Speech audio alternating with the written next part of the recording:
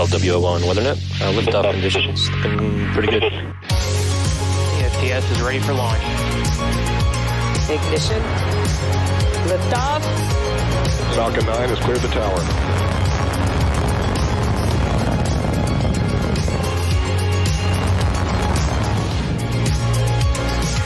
Ten, 9, 8. Side booster ignition. 6, 5, 4, 3, 2, 1.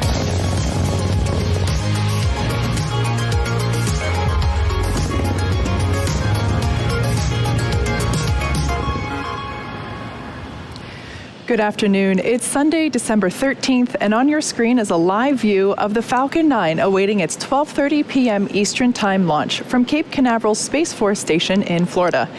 My name is Kate Tice, and I'm a senior certification engineer here at SpaceX headquarters in Hawthorne, California. Welcome to our webcast coverage for the launch of Sirius XM's SXM-7 satellite. For those of you who tuned into our webcast earlier in the week, today marks our second attempt to launch the the SXM-7 satellite. During our previous attempt, a hold was called due to a potential issue on the ground system side.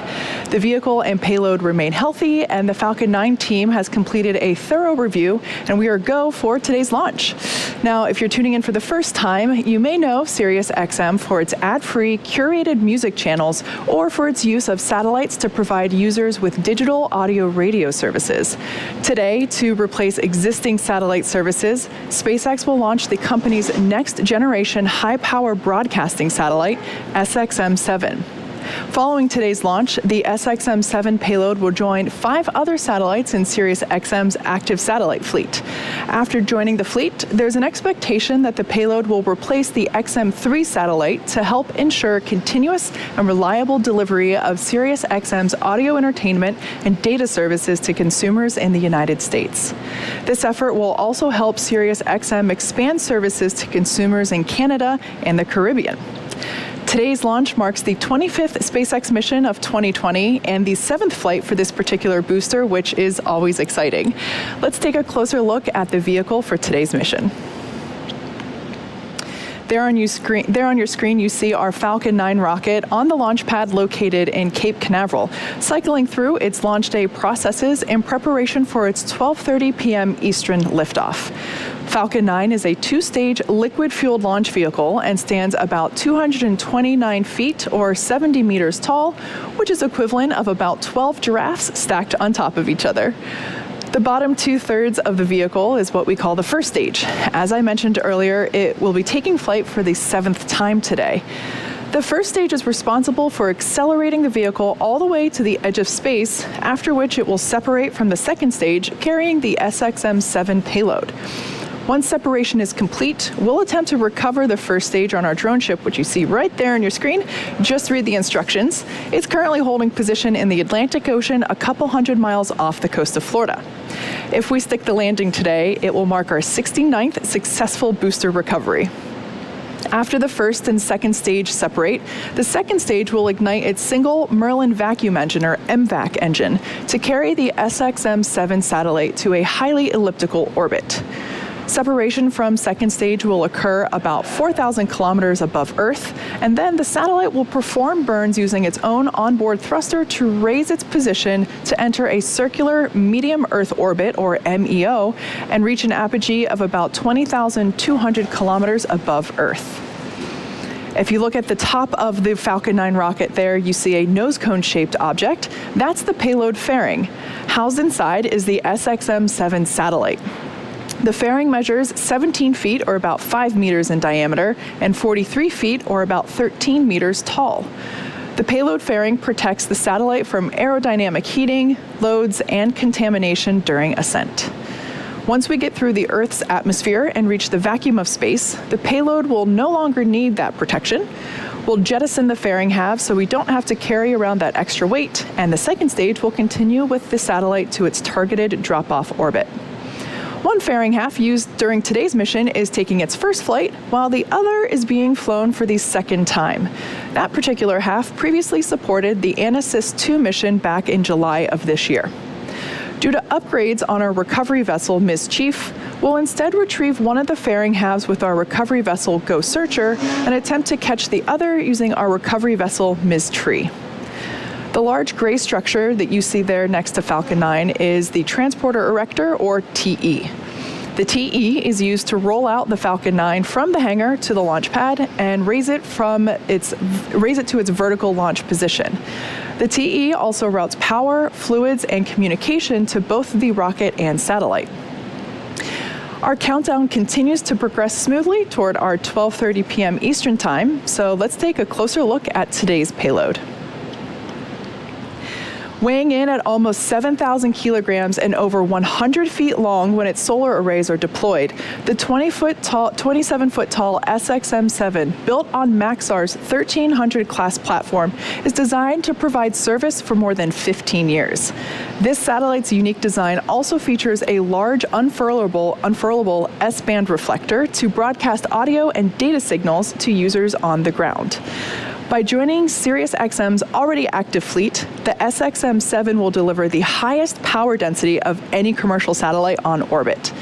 This new satellite will send more than 8,000 watts of content to the continental United States, Canada, Puerto Rico, and the Caribbean, which in turn provides users with a better signal quality and broader reach. Now, as the clock countdown continues for our on-time liftoff of 12:30 p.m. Eastern, let's take a moment to learn a little bit more about the SXM-7.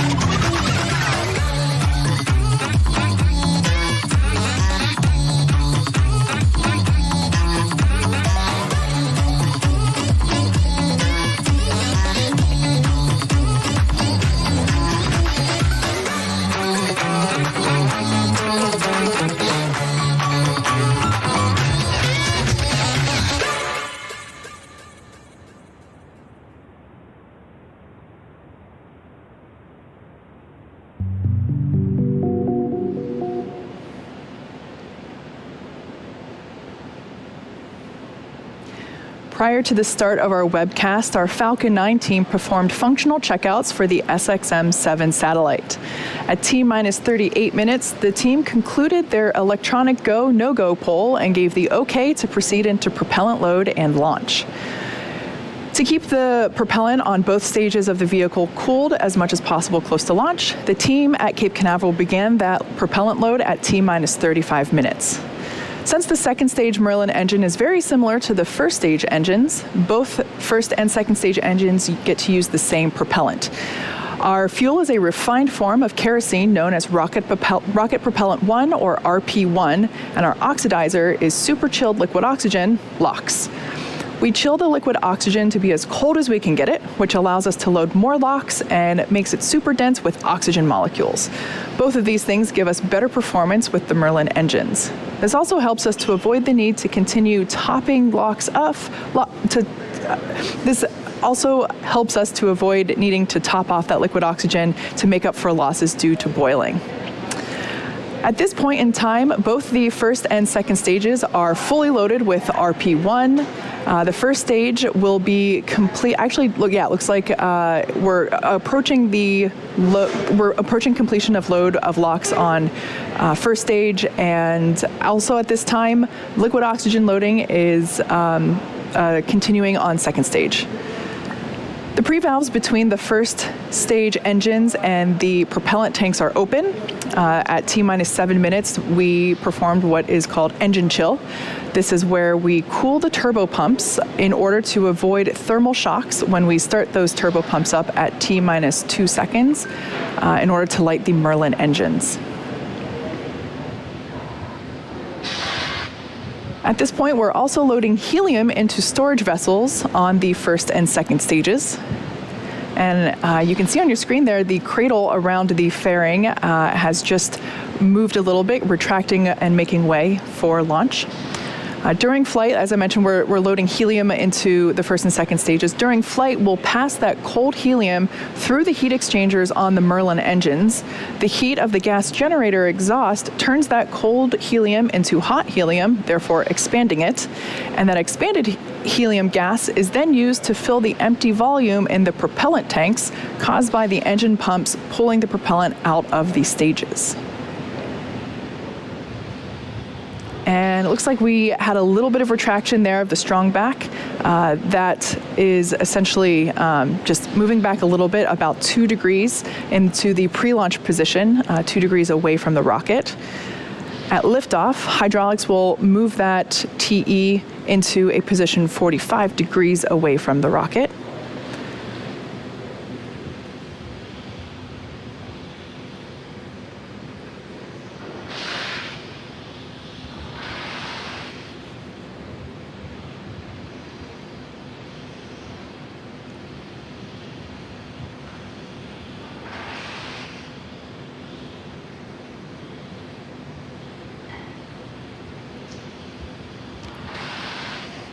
At this point in time, the first stage propellant loading is complete for LOX and fuel. The second stage fuel loading is complete, and the LOX loading will complete at T-minus 2 minutes. 1 minute before liftoff, you'll hear the announcement that Falcon 9 is in startup. This announcement means that the rocket's own internal computers are now controlling the launch countdown on Falcon 9. Once the engines are confirmed to be at full power, the flight computer on the second stage will command the ground hold downs to release the rocket right at T0. The satellite team continues to monitor the status and health of the SXM-7 located inside the fairing on top of the second stage. All systems continue to be go on the satellite. As of right now, as we just passed through the T-minus 2 minute mark, where everything appears to be on track for an on-time launch today, the range status is green. And of course, we've been monitoring the weather. Today's primary concern was the cumulus cloud rule, but as we can see there from our shot of the pad on your screen, beautiful blue skies there in Florida. Conditions are looking favorable at both the launch site and recovery zone. If for some reason we have to call a hold on today's launch, we have a backup opportunity tomorrow with a liftoff time scheduled about the same time. But for now, all systems continue to be go for a liftoff at 12:30 p.m. Eastern.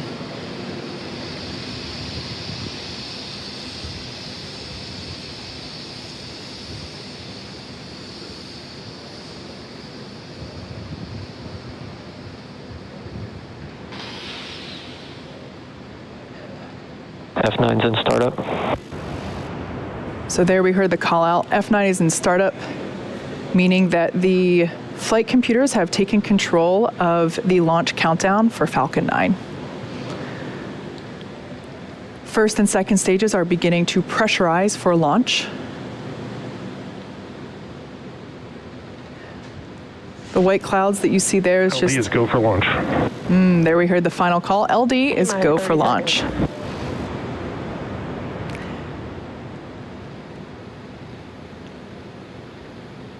Everything looking good for an on-time liftoff today.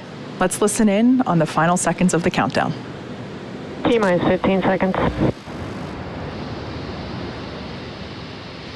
10, 9, 8, 7, 6, 5, 4, 3, 2, 1, 0. Ignition, and we have liftoff.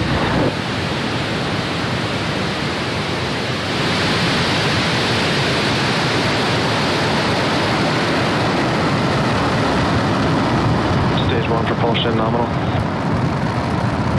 Vehicle's pitching downrange.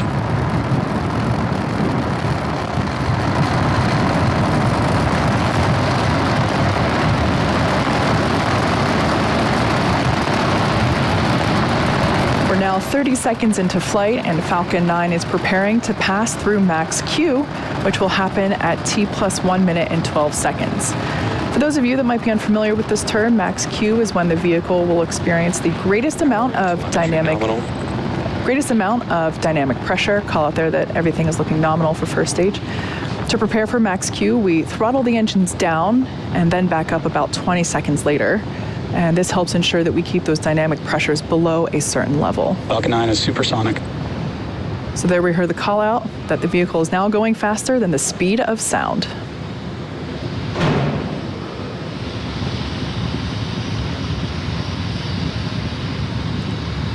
Vehicle is experiencing maximum dynamic pressure. So there we heard the call out that the vehicle is passing through max Q. Again, that's the moment in which the vehicle experiences the greatest amount of dynamic pressure, greatest amount that it'll see throughout flight. Now in just a few seconds, we'll hear the call out that MVAC chill has begun. Just like we did on the M1D engines for first stage, we open the pre-valves between the propellant tanks and the turbopumps, allow some of that super chilled liquid oxygen to cool down the turbopump hardware. Chill has begun. There we go. So MVAC chill has begun. So that super chilled liquid oxygen is flowing through the turbopumps, allowing them to cool off prior to full flow of propellant. Everything is looking good with stage 1 trajectory. Coming up, we're going to have 3 events happening in quick succession. We're going to have main engine cutoff, followed by stage separation and SES1, or second engine start 1. Main engine cutoff coming up in 3 seconds.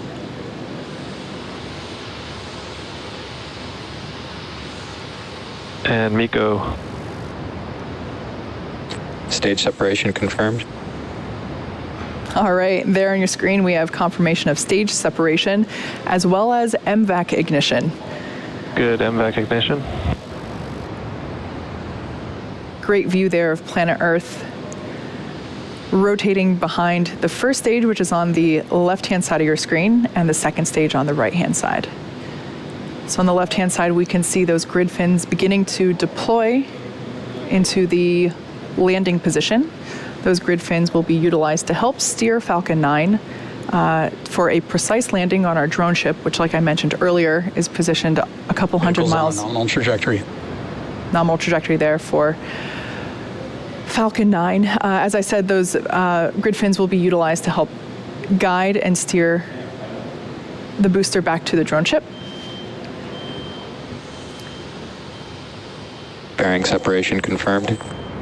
And confirmation that there you saw it on your screen, the 2 fairing halves have separated, exposing the SXM-7 satellite.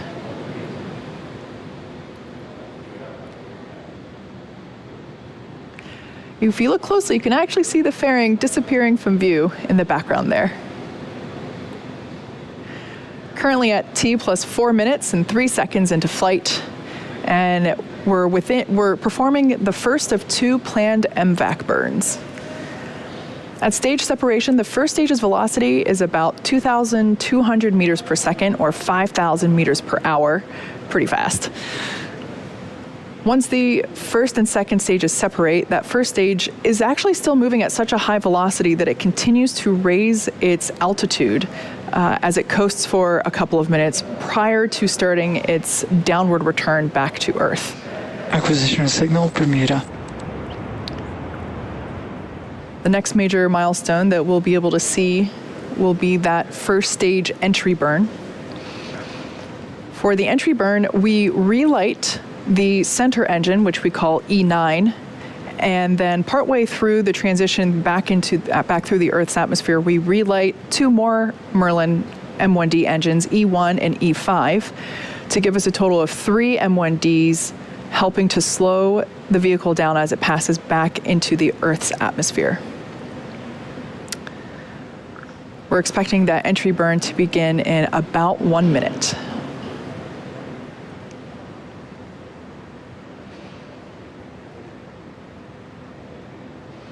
Trajectory continues to look good there on second stage, carrying the SXM-7 satellite for Sirius XM.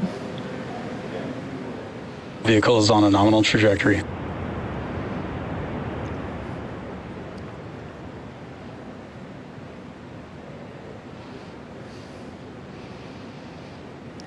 Gorgeous views of first stage as it has now reoriented itself, coasting through apogee and now returning back down. As I mentioned, we will be performing 2 maneuvers for that landing. First, entry burn coming up in about 10 seconds, followed of course by the landing burn on the drone ship. Stage 1 FTS is safed. First stage is currently about 50 miles above the Earth's surface. Stage 1 entry burn has started. There we can see that the entry burn has begun on the left-hand side of your screen for that first stage re-entry. Again, we start by igniting the center engine first and then reignite 2 more engines to give us a total of 3 engines, allowing us to slow the vehicle down as it re-enters the Earth's atmosphere. Entry burn, shut down. And shut down of those 3 engines for entry burn.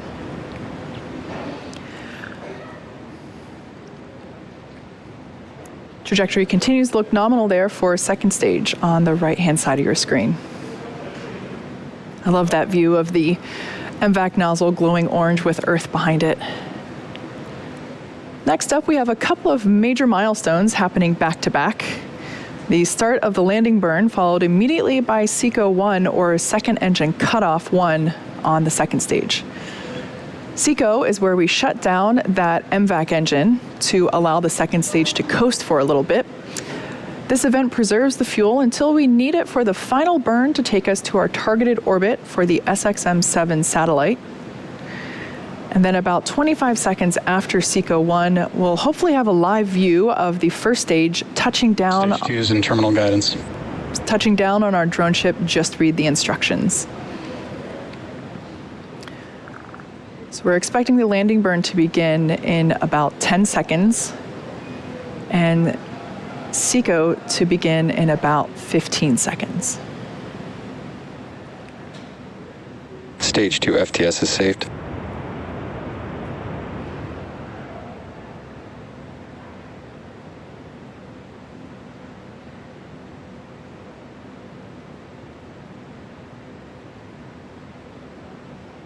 Everything continued to looking nominal. And there we heard the call out of SECO. And tuning in for that landing on the left-hand side. Hopefully we stick it. Looks like we lost the feed there. We'll try to bring that back to you whenever we have the opportunity. But we did hear the call out that we have good orbit for the second stage. So nominal orbital insertion.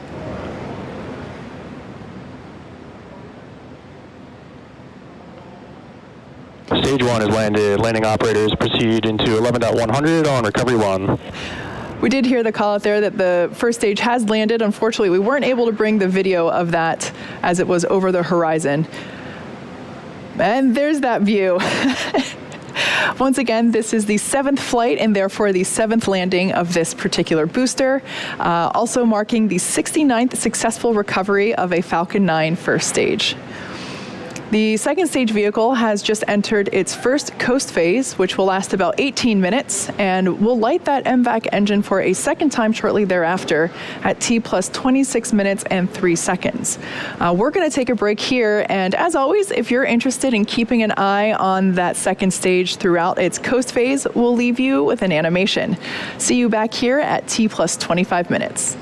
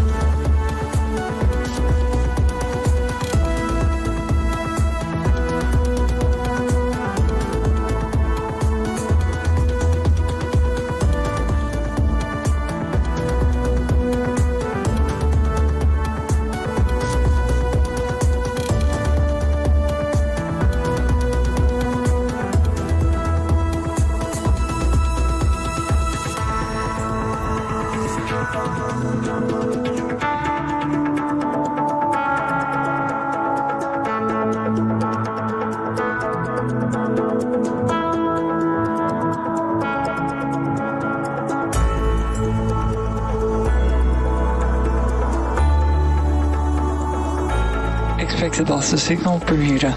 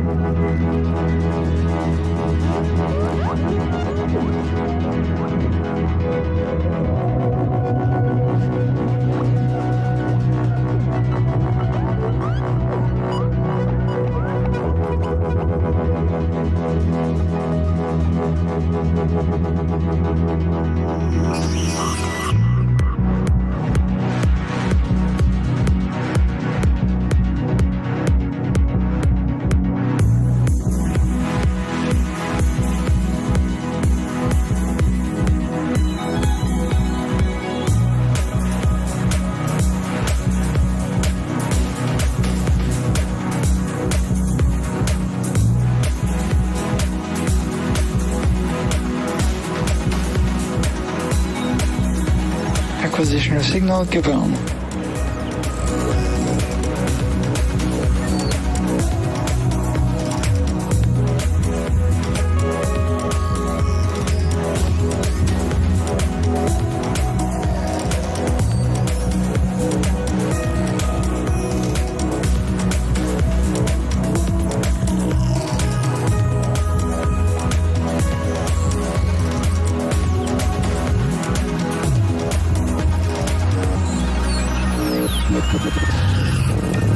Welcome back to our webcast for the Sirius XM SXM-7 mission.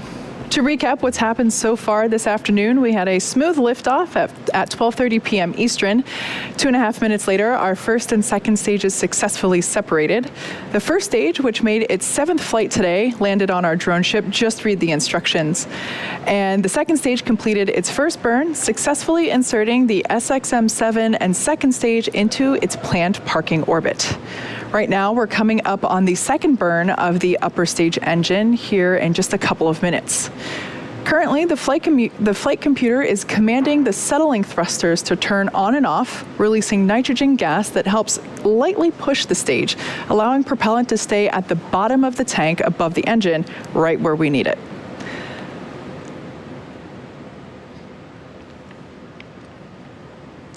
We're expecting that second engine start 2 to occur in a couple of seconds.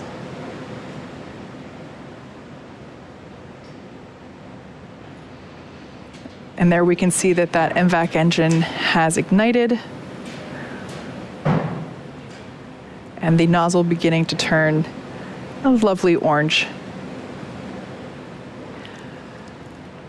At this point in time, the second stage will burn for about 45 seconds, adding over 2,000 meters per second to the second stage's speed before shutting it down for a second time.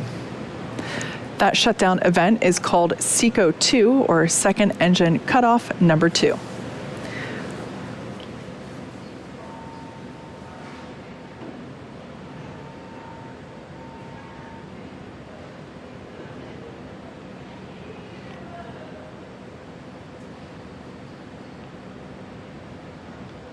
This burn places the SXM satellite into the required orbit prior to separating it from Falcon 9. And we had confirmation that we have a good burn. Nominal orbit insertion. And nominal orbit for that second stage. As a reminder for those tuning in, the SXM-7 satellite is still attached to the Falcon 9 second stage. That second stage is now going to start a slow spin, which will help stabilize the SXM-7 satellite when it's released. This transition will take about 5 minutes, with satellite separation at approximately T+31 minutes and 38 seconds. While we'll wait for the satellite to get closer to its final destination, we'll pause commentary for now during this quick coast phase, but we'll come back in just before separation takes place in about 3 minutes. So we'll be back here at T+30 minutes. Stay tuned.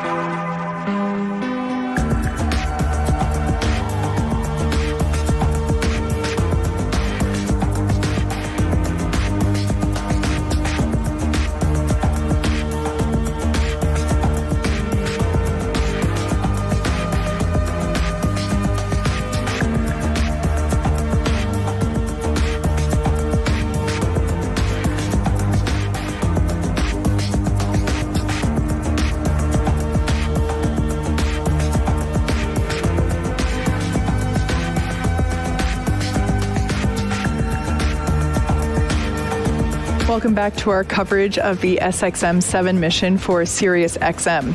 If you're just joining us, we had an on-time launch at 12:30 p.m. Eastern Time, followed by a successful ascent, stage separation, first stage landing, and 2 second stage engine burns. We have just one more major milestone coming up today, which of course is the deployment of the SXM-7 satellite from the Falcon 9 second stage, which you see there on your screen now. That separation is scheduled to take place about a minute from now. The satellite that we're carrying on board today, the SXM-7, is SiriusXM's next generation high-power broadcasting satellite. Acquisition of signal HPK. It was designed to provide service for more than 15 years, and it'll be joining SiriusXM's active fleet to provide audio entertainment and data services to the continental United States, Canada, Puerto Rico, and the Caribbean. It'll be outputting over 8,000 watts of content, meaning it will deliver the highest power density of any commercial satellite on orbit. And it's intended to replace the XM3 satellite that is currently on orbit, about 20 seconds away from that payload deployment. There on your screen, we have a great shot of the SXM-7 satellite.